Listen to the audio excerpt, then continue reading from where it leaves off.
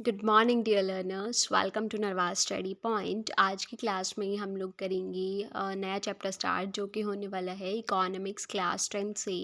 Chapter number 5, consumer rights यानी उपभोक्ता अधिकार।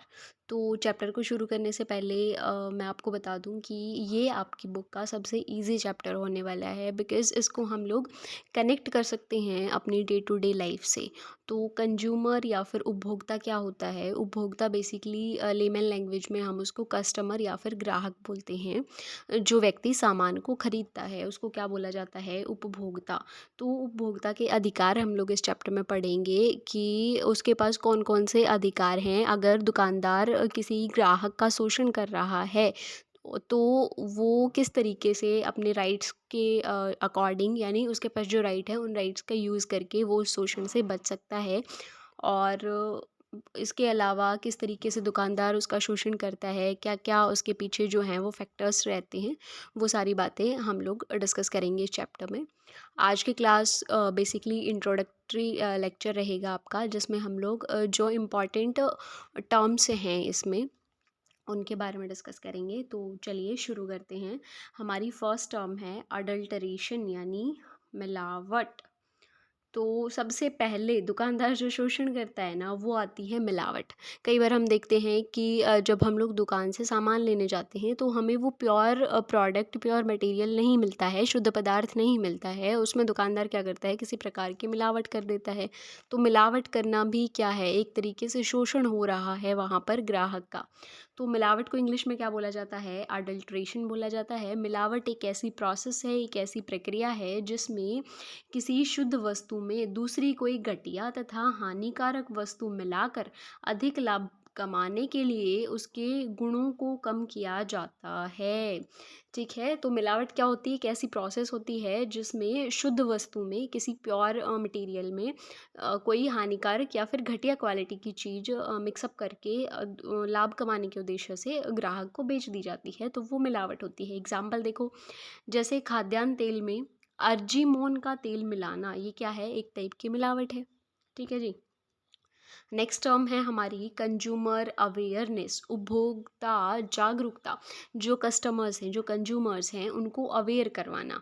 तो उपभोक्ता को अपने कर्तव्यों के प्रति जागरूकता तथा व्यापार और सरकार की उपभोक्ता के प्रति सामाजिक तथा कानूनी बंधनों की जानकारी को उपभोक्ता जागरूकता कहते हैं। यानी कि जो कस्टमर है वो जागरूक होना चाहिए अपने अधिकारों के बारे में और सरकार के द्वारा बनाए गए उन रूल रेगुलेशंस के बारे में, उन लीगल एक्शंस के बारे में कस्टमर को जागरूकता होनी चाहिए। कस्टमर अवेयर होना चाहिए उन सभी एक्शंस के बारे में। उसको क्या बोला जाता है? कंज्यूमर अवेयरनेस बोला जाता है।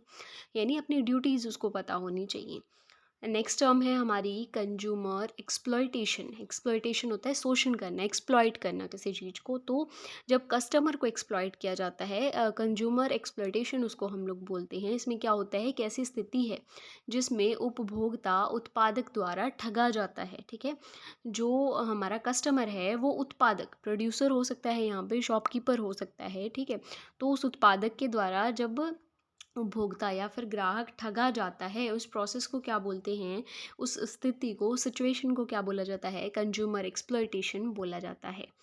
ठीक है, नेक्स्ट है हमारी कंज्यूमर कोर्ट्स। कंज्यूमर कोर्ट्स क्या होती हैं? ये वे अदालतें होती हैं जिनकी स्थापना उपभोक्ता सुरक्षा कानून 1986 के अधीन जिला, राज्य तथा राष्ट्रीय स्तर पर की गई हैं। 3 लेवल पे हमारी ये कंज्यूमर कोर्ट्स होती हैं। सबसे पहले डिस्ट्रिक्ट लेवल पे, उसके बाद स्टेट लेवल पे और उसके बाद नेशनल लेवल पे होती हैं। क्यों स्थापना की गई है इन कोर्ट्स की? ताकि उपभोक्ताओं को बेईमान उत्पादकों की ठगी से बचाया जा सके। अगर उनका एक्सप्लॉयटेशन कहीं पर हो रहा है तो उस शोषण को रोका जा सके। इसलिए ये 3 लेवल पर 3 स्तरीय अदालतें बनाई गई हैं। उनकी शिकायतों को सरल, तीव्र तथा कम खर्च में दूर किया जा सके। अब देखो, अगर सिर्फ नेशनल कोर्ट होता हमारा, किसके लिए? ये कंज्यूमर कोर्ट के लिए। सिर्फ राष्ट्रीय स्तर पर कोर्ट होता तो लोगों के लिए क्या होता है, ये प्रोसेस ज़्यादा मतलब ये हो जाती है ना कि कॉम्प्लेक्स हो जाती, ज़्यादा टाइम भी लगता उसमें और खर्चा भी ज़्यादा होता। तो इस खर्चे को कम करने के लिए, टाइम को कम करने के लिए और इस प्रोसेस को ईज़ी गोइंग बनाने के लिए क्या किया गया है, 3 लेवल पे ये कोर्ट्स बनाए गए हैं। सबसे पहले है डिस्ट्रिक्ट लेवल पे, अगर कोई उपभोक्ता आपके साथ एक्सप्लॉइटेशन कर रहा है, ठगी कर रहा है, आपका शोषण कर रहा है, तो आप जिला स्तर पर जो कोर्ट होती हैं वहाँ पर जा सकते हो। ठीक है, वहाँ पर भी अगर आपकी सुनवाई नहीं हो रही है तो आप कहाँ पर जाओगे, स्टेट लेवल वाली कोर्ट पे जाओगे और उसके बाद आप कहाँ जा सकते हो, नेशनल लेवल वाली कोर्ट में जा सकते हो। तो बेसिकली ये 3 कोर्ट्स बनाई गई हैं, सुरक्षा उपभोक्ता सुरक्षा कानून के अधीन बनाई गई हैं। और शॉर्ट क्वेश्चन आपका ये भी आ सकता है 1 मार्क क्वेश्चन में, जैसे कि उपभोक्ता सुरक्षा कानून कब लागू किया गया, 1986 में। ठीक है, नेक्स्ट टर्म है हमारी उपभोक्ता सुरक्षा अधिनियम, कंज्यूमर प्रोटेक्शन एक्ट क्या है। ऊपर वाली टर्म में हमने पढ़ा ना कंज्यूमर प्रोटेक्शन एक्ट 1986 के बारे में, तो ये एक्ट है क्या, उपभोक्ता सुरक्षा अधिनियम 1986 उपभोक्ताओं के अधिकारों की सुरक्षा का एक महत्वपूर्ण कानूनी माप है। ठीक है जी। लास्ट है हमारा कंज्यूमर या फिर उपभोक्ता क्या होता है। हम लोग उपभोक्ता की बात करते आए हैं, ग्राहक की बात करते आए हैं, कस्टमर हम लोग बोल रहे हैं स्टार्टिंग से। होता क्या है ये कस्टमर, इजी लैंग्वेज में तो मैंने आपको आपको पहले ही क्लियर कर दिया है, लेकिन फिर भी एक बार और देख लीजिए। लास्ट टर्म है हमारी, उसके बाद हम लोग आज की क्लास ख़त्म करें। नेक्स्ट क्लास में हम लोग करेंगे part first discuss consumer right वाली ही चैप्टर का।